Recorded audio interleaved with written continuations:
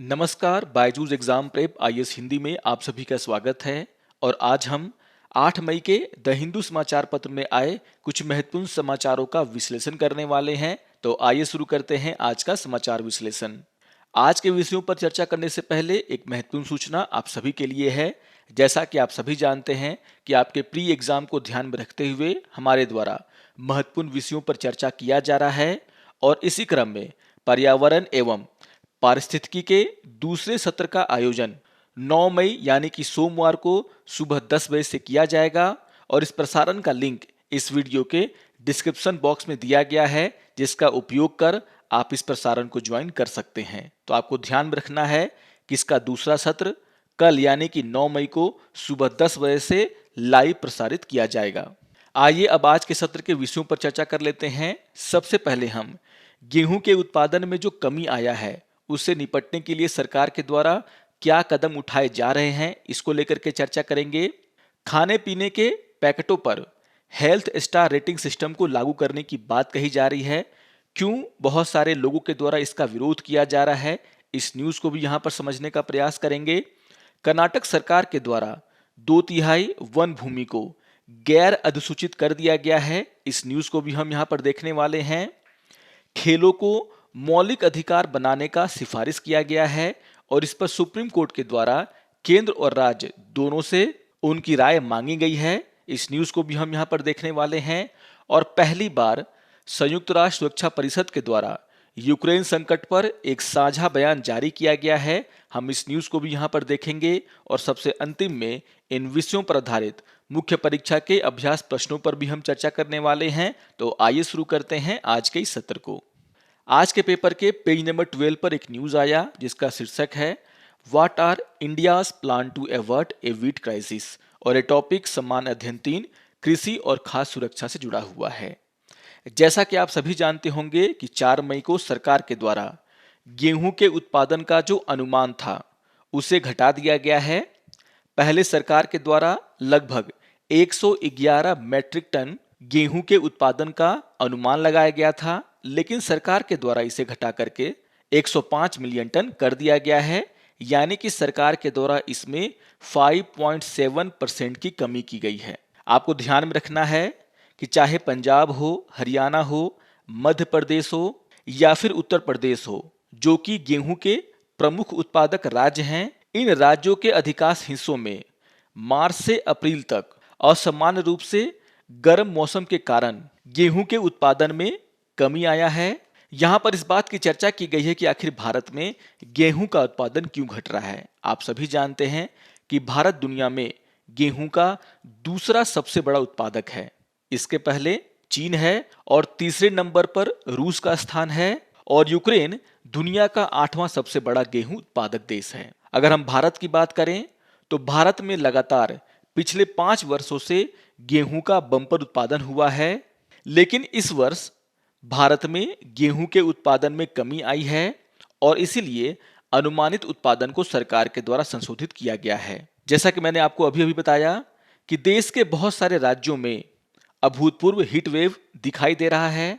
मार्च और अप्रैल का जो महीना है वह 100 वर्षों में सबसे अधिक गर्म महीना साबित हुआ है, जिसके कारण गेहूं के उपज को काफी नुकसान हुआ है। 6 से 20% गेहूं की जो फसल है उसमें जो दाना होता है वह सिकुड़ गया है। पंजाब कृषि विभाग द्वारा हर साल किए जाने वाले फसल कटाई प्रयोग के अनुसार राज्य की प्रति हेक्टेयर उपज पिछले साल की उपज की तुलना में 5 से 10% गिर गई है, और इसी कारण से हमारे देश में इस बार गेहूं का उत्पादन अनुमान से कम हो रहा है। यानी कि यहाँ पर मौसम एक बहुत बड़ा कारक है जिसके कारण हमारे देश में गेहूं का उत्पादन घटा है।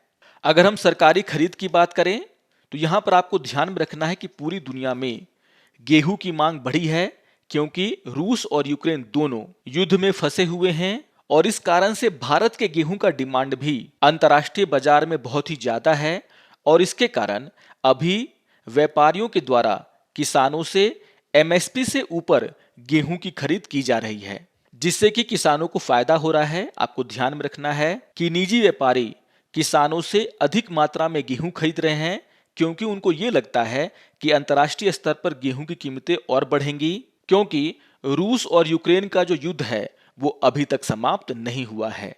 इसके अलावा बहुत सारे किसानों के द्वारा भी अपने उपज का अच्छा खासा मात्रा अपने पास रखा जा रहा है, क्योंकि उन्हें भी ये लगता है कि आने वाले समय में गेहूं की कीमतें बढ़ेंगी और इसके कारण अगर वे अपना माल स्टोर करके रखते हैं तो उन्हें आने वाले समय में अच्छा कीमत मिल सकता है। तो इस कारण से भी बहुत सारे किसान गेहूं को सरकारी मंडियों में नहीं बेच रहे हैं। कहने का ऐसा ये है कि सरकारी मंडियों में गेहूं की खरीद कम है, जबकि निजी मंडियों में निजी व्यापारियों के द्वारा अधिक मात्रा में गेहूं खरीदा जा रहा है। यहां पर इस बात की चर्चा की गई है कि अगर सरकार के द्वारा गेहूं की खरीद कम की जाएगी तो इसका प्रभाव सार्वजनिक वितरण पर कैसे पड़ेगा। आप सभी जानते हैं कि सरकार के द्वारा पीडीएस के माध्यम से और प्रधानमंत्री गरीब कल्याण अन्न योजना के माध्यम से लोगों को सब्सिडी में गेहूं और चावल जैसे खाद्य पदार्थों की आपूर्ति की जाती है।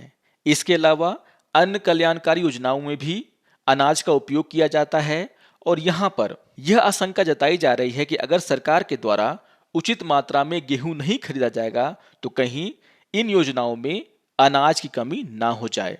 कम खरीद को देखते हुए सरकार के द्वारा भी मई से सितंबर 2022 के लिए पीएमजीकेएवाई के तहत जो अनाज का आवंटन किया जाता है उसमें कुछ संशोधन किए गए हैं और जो नया दिशा निर्देश दिया गया है उसमें एफसीआई को यह कहा गया है कि अगर गेहूं की कमी होती है तो जो अंतर है उसे चावल के द्वारा पूरा किया जाएगा। तो यहाँ पर सरकार के द्वारा इसको देखते हुए कदम उठाए गए हैं और यहाँ पर इस बात को भी समझाने का प्रयास किया गया है कि आखिर निजी मार्केट में गेहूं का भारी मात्रा में खरीद का असर घरेलू गेहूं के कीमतों पर क्या पड़ेगा। आपको ध्यान में रखना है कि चूंकि सरकार के द्वारा कम मात्रा में गेहूं खरीदा जा रहा है और देश के किसानों के द्वारा निजी व्यापारियों को ज्यादा मात्रा में गेहूं बेचा जा रहा है, उससे आशंका ये लगाई जा रही है कि अगर जो बड़ी बड़ी कंपनियां हैं उन्होंने अगर गेहूं का स्टॉक तैयार कर लिया तो भारत में गेहूं के दाम आने वाले दिनों में बढ़ेंगे और सरकार को यह सुनिश्चित करना चाहिए कि जो घरेलू उपभोक्ता है उन्हें जो है ज्यादा कीमत नहीं चुकानी पड़े। सरकार को बाजार मूल्यों को नियंत्रण में करना पड़ेगा, नहीं तो ये जो निजी कंपनियां हैं वे जानबूझकर गेहूं और आटे कीमतों को बढ़ा सकती हैं। तो यहां पर सरकार को यह राय दिया गया है कि भले ही किसान निजी व्यापारियों को ज्यादा मात्रा में गेहूं बेच रहे हैं, लेकिन इसका मतलब ये नहीं है कि मार्केट में ज्यादा गेहूं अवेलेबल होने से गेहूं कीमतें कम होंगी, क्योंकि यहां पर ऐसा भी हो सकता है कि गेहूं का काला बाजारी करके ये बड़ी बड़ी कंपनियां गेहूं के कीमतों को बढ़ा दें और इसलिए सरकार को गेहूं के कीमतों में स्थिरता लाने के लिए कदम उठाने होंगे। यहां पर किसानों के फायदे को लेकर के भी चर्चा किया गया है। जैसा कि आप सभी जानते हैं कि जिस तरीके से पूरी दुनिया में खाद्य संकट उत्पन्न हुआ है उसके कारण भारत के गेहूं की मांग पूरी दुनिया में बढ़ी है और इसी को देखते हुए निजी व्यापारियों के द्वारा किसानों से भारी मात्रा में गेहूं की खरीद की जा रही है। किसानों को उनके द्वारा एमएसपी से ज्यादा का रेट दिया जा रहा है ताकि किसान सरकारी मंडी छोड़ करके निजी व्यापारियों को अपना गेहूं बेचें। हालांकि निश्चित रूप से यहां पर किसानों को इससे फायदा हुआ है। रूस यूक्रेन संकट के कारण भारत के लिए निर्यात के नए नए बाजार खुले हैं। यहां पर भारत के गेहूं की मांग इजराइल, मिस्र, तंजानिया और मोजाम्बिक जैसे देशों में बहुत ही ज्यादा है और यहां पर बहुत सारे लोगों का यह कहना है कि यह जो संकट है वो अभी बहुत दिनों तक रहने वाला है, जिसका फायदा भारत उठा सकता है। और यहां पर अगर भारत नए बाजारों में अपने गेहूं का निर्यात करता है तो युद्ध समाप्त होने के बाद भी यह व्यापारिक संबंध बना रहेगा, जिसका अर्थ है कि किसानों को आने वाले समय में भी गेहूं की अच्छी कीमतें मिलती रहेंगी। हालांकि जैसा कि मैंने कहा कि जिस तरीके से निजी व्यापारी भारी मात्रा में गेहूं खरीद रहे हैं उससे हमारे देश में गेहूं की कीमतें बढ़ सकती हैं, क्योंकि ज्यादा मुनाफा कमाने के लिए यहां पर इन व्यापारियों के द्वारा भारी मात्रा में गेहूं का निर्यात कर दिया जाएगा, जिससे हो सकता है कि हमारे देश में गेहूं की कमी हो जाए। इसलिए सरकार को निर्यात और घरेलू खपत दोनों को ध्यान में रखते हुए कदम उठाने होंगे। यहां पर निर्यात की जो योजना है उसके बारे में भी चर्चा किया गया है। यहां पर बताया गया है कि अभी तक भारत के द्वारा 4 मीट्रिक टन गेहूं निर्यात के लिए अनुबंध किया गया है और अप्रैल 2022 में लगभग 1.1 मैट्रिक टन गेहूं का निर्यात किया गया है। मिस्र के बाद तुर्की ने भी भारत के गेहूं के आयात को मंजूरी दे दी है, यानी कि एक नया मार्केट भारत के लिए खुला है।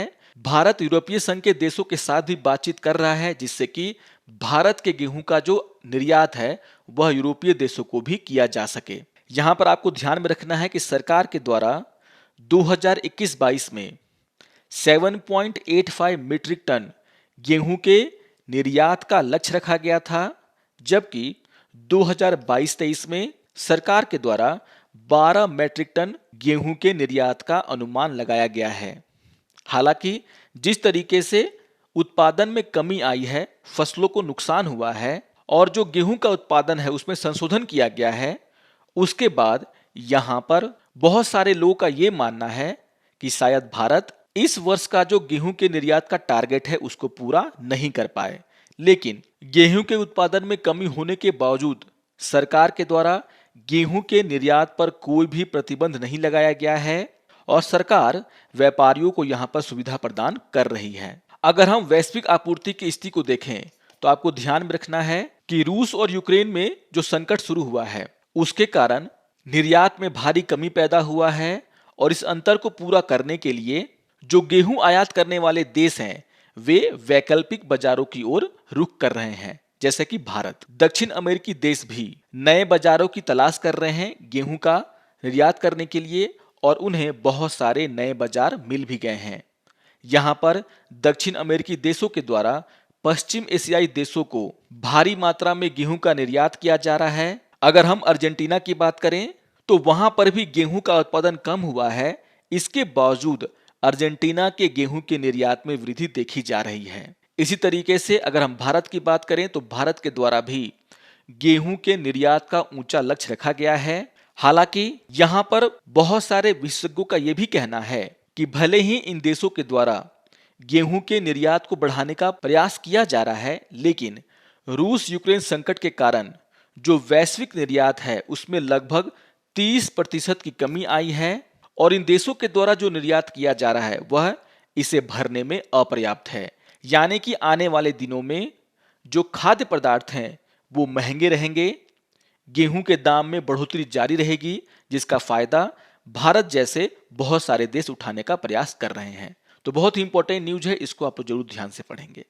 आइए एक और न्यूज की हम यहाँ पे चर्चा कर लेते हैं। आज के पेपर के पेज नंबर 12 पर एक न्यूज आया जिसका शीर्षक है फूड लेबलिंग और ये टॉपिक समान अध्ययन 2 स्वास्थ्य से जुड़ा हुआ है।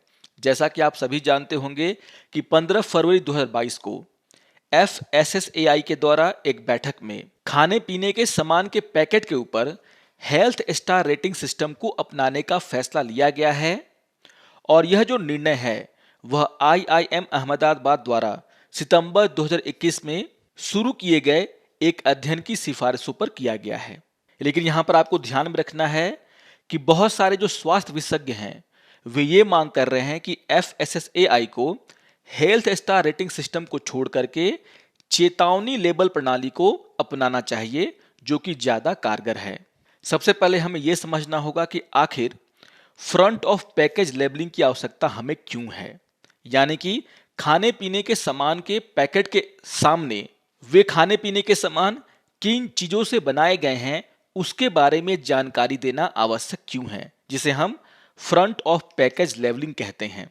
आपने देखा होगा कि अभी जो हम सामान खरीद के लाते हैं उसके फ्रंट में नहीं बल्कि उसके बैक साइड में यानी कि पीछे वे खाद्य पदार्थ किन चीजों से मिलकर के बने हैं उसके बारे में जानकारी दिया जाता है। लेकिन अभी FSSAI के द्वारा फ्रंट ऑफ पैकेज लेबलिंग की बात कही जा रही है। आपको ध्यान में रखना है कि पिछले 3 दशकों में हमारे देश में जो रोग का पैटर्न है यानी कि जो बीमारियों का पैटर्न है वो बदल गया है। पिछले 3 दशकों में संचारी, मातृ, नवजात और पोषण संबंधी बीमारियों में कमी देखी जा रही है, जिसके कारण हमारे देश का जो मृत्यु दर है उसमें भारी गिरावट आया है। लेकिन जो गैर संचारी रोग हैं यानी कि नॉन कम्युनिकेबल डिजीज हैं, उनकी मात्रा तेजी से बढ़ती जा रही है और 2016 के एक आंकड़े के अनुसार 2016 में जितने लोगों की अकाल मृत्यु हुई या फिर जो लोग विकलांगता से ग्रसित हुए उनमें से 55% योगदान एनसीडी यानी कि गैर संचारी रोगों का है। यानी कि अगर हम पिछले 3 दशक को देखें तो संचारी रोगों में कमी आया है, लेकिन जो गैर संचारी रोग हैं उनमें बढ़ोतरी देखने को मिल रहा है। आपने देखा होगा कि हाल के दिनों में पैकेट और जो जंक फूड हैं उनके सेवन करने की जो प्रवृत्ति है वह लोगों में बढ़ी है और इसके कारण बच्चों पर कुपोषण और अति पोषण का दोहरा बोझ बढ़ गया है। भारत में व्यापक राष्ट्रीय पोषण सर्वेक्षण जो कि 2016 से 2018 के बीच में किया गया था, उसमें यह कहा गया है कि भारत में आधे से अधिक बच्चों और किशोरों में, चाहे वे कुपोषित हों या सामान्य वजन वाले हों, उन्हें जो है हृदय रोग होने का खतरा बढ़ गया है। और यहाँ पर आप सभी जानते हैं कि अगर हम चीनी, नमक, वसा जैसे चीजों को खाना कम कर दें तो इसके कारण गैर संचारी रोगों पर रोक लगाया जा सकता है। और इसी को देखते हुए FSSAI ने यह फैसला लिया है कि जितने भी जंक फूड हैं या फिर जो पैकेट वाले सामान हैं उसके सामने में उन कंपनियों को जो इन्हें बनाते हैं उन्हें यह बताना होगा कि उस खाद्य पदार्थ में कितनी मात्रा में चीनी, वसा या नमक का उपयोग किया गया है। यहां पर आपको यह समझना है कि आखिर रेटिंग सिस्टम का विरोध लोगों के द्वारा क्यों किया जा रहा है। आपको ध्यान में रखना है कि जिस स्टार रेटिंग सिस्टम की बात यहां पर FSSAI के द्वारा की जा रही है उसे जो है दुनिया में बहुत सारे देशों के द्वारा अपनाया नहीं गया है। यहां पर सिर्फ 2 देश यानी कि ऑस्ट्रेलिया और न्यूजीलैंड, उनके द्वारा ही स्टार रेटिंग सिस्टम को अपनाया गया, लेकिन वहां पर भी इसके कोई सार्थक परिणाम देखने को नहीं मिल रहे हैं।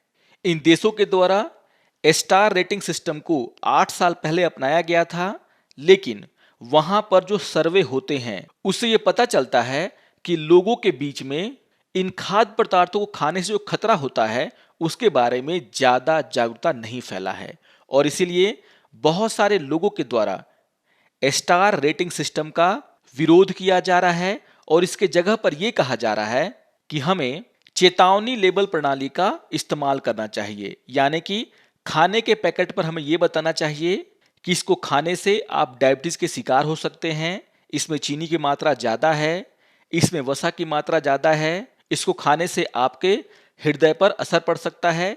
तो इस तरह की जब चेतावनी हम खाने के पैकेटों पर लिखेंगे तो हम देखेंगे कि लोगों के जो खाने पीने का जो आदत है उसमें बहुत ज्यादा बदलाव हो रहा है, क्योंकि लोगों को पता होगा कि उन्हें कौन सा खाद्य पदार्थ खाना चाहिए और कौन सा नहीं, जिनसे कि उनका स्वास्थ्य ठीक रहे। अगर हम WHO की बात करें तो WHO भी खाद्य पदार्थों में शुगर, फैट, आयोडीन जैसे तत्वों की मात्रा फूड पैकेट पर लिखने को कहता है और मैक्सिको, चिली समेत 10 से ज्यादा देशों ने इसे अनिवार्य रूप से अपने देश में लागू किया है, जबकि 30 से ज्यादा देशों ने स्वैच्छिक रूप से इसे लागू किया है। जबकि दुनिया में सिर्फ 2 देश ऑस्ट्रेलिया और न्यूजीलैंड स्टार रेटिंग सिस्टम को अपनाते हैं, लेकिन स्टार रेटिंग सिस्टम को अपनाने से यहां पर कोई भी फायदा नहीं हुआ है। लोगों के बीच में यह जागरूकता नहीं बढ़ी है कि उन्हें कौन से खाद्य पदार्थ को खाना चाहिए, किस खाद्य पदार्थों को नहीं खाना चाहिए। अगर हम पूरी दुनिया की बात करें तो पूरी दुनिया में अलग अलग तरह के सिस्टम अपनाए जाते हैं। जैसे आप देख सकते हैं कि यूके, इक्वाडोर, ईरान और श्रीलंका के द्वारा ट्रैफिक लाइट सिस्टम को अपनाया गया है। इसका मतलब यह होता है कि फूड के पैकेट के ऊपर अलग अलग रंगों से यह दर्शाया जाता है कि यहां पर किसकी मात्रा ज्यादा है और किसकी मात्रा कम है। जैसे अगर शुगर की मात्रा उस खाने के सामान में कम है तो यहां पर उसे ग्रीन लाइट से दर्शाया गया है। अगर उस खाने में फैट की मात्रा ज्यादा है तो यहां पर इसे लाल रंग से दिखाया गया है, जिससे लोगों को यह पता चल जाता है कि उस खाद्य पदार्थ में फैट की मात्रा ज्यादा है। और इससे फायदा यह होता है कि वैसे लोग जिन्हें डायबिटीज की बीमारी है या फिर हार्ट का प्रॉब्लम है वे ऐसे सामान को नहीं खाते हैं। तो ऐसे सिस्टम को यूके, इक्वाडोर, ईरान, श्रीलंका जैसे देशों में अपनाया गया है। इसी तरीके से न्यूजीलैंड और ऑस्ट्रेलिया के द्वारा स्टार सिस्टम को अपनाया गया है। यहां पर वैसे पदार्थ जो सेहत के लिए अच्छे नहीं हैं उन्हें कम स्टार दिया जाता है और जो खाद्य पदार्थ सेहत के लिए अच्छे हैं उन्हें ज्यादा स्टार दिया जाता है। लेकिन लोगों को इसके बारे में कम जानकारी है और इसीलिए दुनिया के बहुत सारे देश स्टार रेटिंग प्रणाली को नहीं अपनाते। यहाँ पर एक और सिस्टम है जिसमें यह बताया जाता है कि आप उस खाद्य पदार्थ को कितना खा सकते हैं। इस तरह का जो रेटिंग प्रणाली है वो भी बहुत सारे देशों के द्वारा अपनाया जाता है, खास करके मलेशिया और थाईलैंड के द्वारा इस सिस्टम को अपनाया गया है। और जिस वार्निंग लेबल की हम बात कर रहे हैं, जो कि सबसे कारगर है, इसे दुनिया के बहुत सारे देशों के द्वारा उपयोग में लाया जा रहा है, जैसे Chile, Peru, Mexico, Israel, Brazil, Colombia, Canada. ये ऐसे देश हैं जिन्होंने इस सिस्टम को अपनाया है। मतलब कि अगर कोई खाद्य पदार्थ डायबिटीज के मरीजों के लिए हानिकारक है तो वहां पर यह लिखा होता है कि इसमें शुगर की मात्रा ज्यादा है, तो वहां पर जो है वार्निंग लेबल लगा होता है। और इसी सिस्टम को भारत में भी अपनाने की वकालत बहुत सारे लोगों के द्वारा की जा रही है। तो बहुत ही इंपॉर्टेंट न्यूज है ये, इसको भी आप लोग इस आधार पर समझने का प्रयास करेंगे। आइए एक और न्यूज की हम यहाँ पे चर्चा कर लेते हैं। आज के पेपर के पेज नंबर 6 पर एक न्यूज आया जिसका शीर्षक है Karnataka notify 3.3 lakh hectare as a deemed forest. और ये टॉपिक समान अध्ययन 3 पर्यावरण से जुड़ा हुआ है। आपको ध्यान में रखना है कि कर्नाटक सरकार ने सुप्रीम कोर्ट में एक हल्फनामा दायर किया है जिसमें उसके द्वारा ये कहा गया है कि राज्य में जो कुल वन क्षेत्र हैं वे मात्र 3.3 लाख हेक्टेयर हैं, जो कि 20 साल पहले दिए गए आंकड़े से 6.64 लाख हेक्टेयर कम है। और यहां पर बहुत सारे लोगों के द्वारा यह कहा गया है कि ऐसा करके कर्नाटक सरकार के द्वारा अतिक्रमणकारियों की मदद किया जा रहा है। आपको ध्यान में रखना है कि 20 साल पहले कर्नाटक सरकार ने यह कहा था कि पूरे राज्य में 9.94 लाख हेक्टेयर मानित वन भूमि है। और अभी जो हल्फनामा कर्नाटक सरकार के द्वारा सुप्रीम कोर्ट में दायर किया गया है उसमें उन्होंने सिर्फ ये कहा है कि राज्य में कुल जो वन क्षेत्र है वो मात्र 3.3 लाख हेक्टेयर है, यानी कि उन्होंने 6.64 लाख हेक्टेयर वन भूमि को गैर अधिसूचित घोषित कर दिया है। यहां पर उनके द्वारा यह जानकारी दी गई है कि लगभग 1.6 लाख हेक्टेयर भूमि को गैर अधिसूचित इस आधार पर किया गया है क्योंकि ये प्रति हेक्टेयर 50 पेड़ होने का जो कसौटी है उस पर खरा नहीं उतरता, और इस कारण से इस भूमि को गैर अधिसूचित कर दिया गया है, यानी कि वन क्षेत्र के दायरे से बाहर कर दिया गया है। आपको ध्यान में रखना है कि 1996 में सुप्रीम कोर्ट ने केंद्र सरकार की मंजूरी के बिना वन क्षेत्र में सभी गैर वानिकी गतिविधियों पर प्रतिबंध लगाने का अंतरिम आदेश जारी किया था। और सुप्रीम कोर्ट का यह कहना था कि जब हम वन की बात करते हैं, जंगल की बात करते हैं, तो सरकारी रिकॉर्ड में उन सभी जंगल क्षेत्रों की चर्चा होनी चाहिए जो कि सरकार के अलग अलग डिपार्टमेंट के पास हैं। और इसी को देखते हुए कर्नाटक सरकार ने 1997 में एक विशेषज्ञ समिति का गठन किया था जिसने पूरे राज्य में 9.94 लाख हेक्टेयर वन भूमि की पहचान की थी। और यहां पर अब कर्नाटक सरकार के द्वारा इस वन भूमि में से 6.64 लाख हेक्टेयर वन भूमि को गैर अधिसूचित कर दिया गया है। और यहां पर सरकार का यह कहना है कि ये जो गैर अधिसूचित वन भूमि है जो कि 6.64 लाख हेक्टेयर है वह राजस्व विभाग के अधीन होगा। और यहां पर राजस्व विभाग ये तय करेगा कि सार्वजनिक परियोजनाओं के लिए कितनी भूमि को अलॉट करना चाहिए या नहीं करना चाहिए। यानी कि यहां पर सरकार ने यह कहा है कि जो 6.64 लाख हेक्टेयर वन भूमि है वे राजस्व विभाग के अधीन रहेंगे और अब वो तय करेंगे कि किस परियोजना में कितना वन भूमि दिया जाना है। और यहां पर सरकार के द्वारा यह भी कहा गया है कि जिन लोगों के द्वारा वन भूमि का अतिक्रमण किया गया है उन लोगों को वह वन भूमि 30 साल के लिए पट्टे पर दिया जाएगा। और इसी को देखते हुए बहुत सारे लोगों के द्वारा इसका विरोध किया जा रहा है। यहां पर भारतीय वन सेवा के एक वरिष्ठ अधिकारी ने सरकार के इस फैसले को दुर्भाग्यपूर्ण बताया है। और यहां पर उनका यह कहना है कि यह जो कदम है वह वनों के संरक्षण को कम करेगा और अतिक्रमणकारियों को मजबूती प्रदान करेगा, क्योंकि अगर किसी वन भूमि को गैर अधिसूचित कर दिया जाता है, यानी कि अगर वह वन भूमि नहीं रहता है तो उसे सरकार आसानी से किसी को भी यूज करने के लिए दे सकती है। और ऐसा करने के लिए राज्य सरकार को वन संरक्षण अधिनियम 1980 के तहत केंद्र सरकार से मंजूरी लेने की आवश्यकता नहीं होती है। और इसी को देखते हुए यहाँ पर आरोप लगाया जा रहा है कि कर्नाटक सरकार ने जानबूझ करके 6.64 लाख हेक्टेयर भूमि को वन भूमि से गैर अधिसूचित कर दिया है, जिससे वह इसका उपयोग अपनी मर्जी से कर सके और लोगों को फायदा पहुंचा सके। तो बहुत ही इंपॉर्टेंट न्यूज है ये, इसको भी आप लोग जरूर ध्यान से पढ़ेंगे। आइए एक और न्यूज की हम यहाँ पे चर्चा कर लेते हैं। आज के पेपर के पेज नंबर 9 पर एक न्यूज आया जिसका शीर्षक है supreme court 6 government view on making sports a right.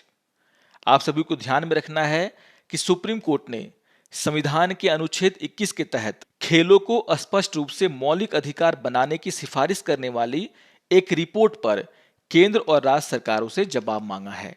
आपको ध्यान में रखना है कि जस्टिस एल नागेश्वर राव और जस्टिस बी.आर. गवई की एक पीठ ने एक याचिका पर सुनवाई करते हुए ये बातें कही हैं। इस याचिका में ये कहा गया है कि खेलों को मौलिक अधिकार के रूप में शामिल करने के लिए अनुच्छेद 21A में संशोधन करना चाहिए सरकार को, और यहां पर केंद्र सरकार को इस सुझाव के ऊपर चर्चा करने के लिए एक उच्च स्तरीय समिति बनाने की मांग की गई है। और इसी के संदर्भ में यहां पर सुप्रीम कोर्ट के द्वारा इस मुद्दे पर केंद्र और राज्य सरकारों से जवाब मांगा गया है। आप सभी को ध्यान में रखना है कि खेल भारत के संविधान के अनुच्छेद 7 में राज्य सूची के अंतर्गत आते हैं और इसीलिए सभी राज्यों की राय भी यहां पर मांगी गई है। यहां पर आपको यह भी ध्यान में रखना है कि इसी मामले में एमिकस क्यूरी के द्वारा पीठ को इस बात से अवगत कराया गया है कि उनके द्वारा खेल के क्षेत्र से जुड़े हुए विभिन्न लोगों से बातचीत करने के बाद यह निष्कर्ष निकाला गया है कि स्कूलों में खेल शब्द के बजाय शारीरिक साक्षरता शब्द का उपयोग करना उचित होगा।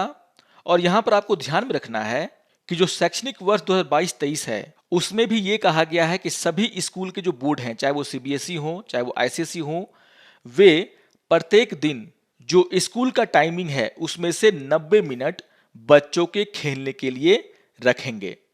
इसके अलावा यहां पर यह भी कहा गया है कि 2022-23 से सभी गैर आवासीय कॉलेज स्कूल गैर कामकाजी घंटों के दौरान पड़ोस के रहने वाले बच्चों को अपने खेल का मैदान उपयोग करने के लिए अनुमति देंगे, जिससे कि आसपास के बच्चे उस मैदान का उपयोग कर सकें। तो बहुत ही इंपॉर्टेंट न्यूज है ये। अब देखना है कि सरकार इस पर क्या जवाब देती है। आइए एक और न्यूज की हम यहाँ पे चर्चा कर लेते हैं। आज के पेपर के पेज नंबर 1 पर एक न्यूज आया जिसका शीर्षक है UNSC jointly back peace bid in Ukraine, और ये टॉपिक सम्मान अध्ययन 2 अंतर्राष्ट्रीय संबंध से जुड़ा हुआ है। आपको ध्यान में रखना है कि पहली बार 6 मई को संयुक्त राष्ट्र सुरक्षा परिषद के द्वारा यूक्रेन संकट को लेकर के सर्वसम्मति से अपना एक बयान जारी किया गया।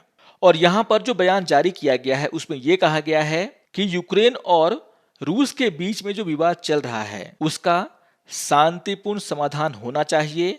यहां पर आपको ध्यान में रखना है कि ये जो बयान जारी किया गया है उसमें सुरक्षा परिषद के द्वारा ना तो युद्ध शब्द का प्रयोग किया गया है, ना ही संघर्ष या आक्रमण शब्द का प्रयोग किया गया है, बल्कि रूस और यूक्रेन के संघर्ष को विवाद कह करके संबोधित किया गया है, जो कि बहुत ही इंपॉर्टेंट हो जाता है।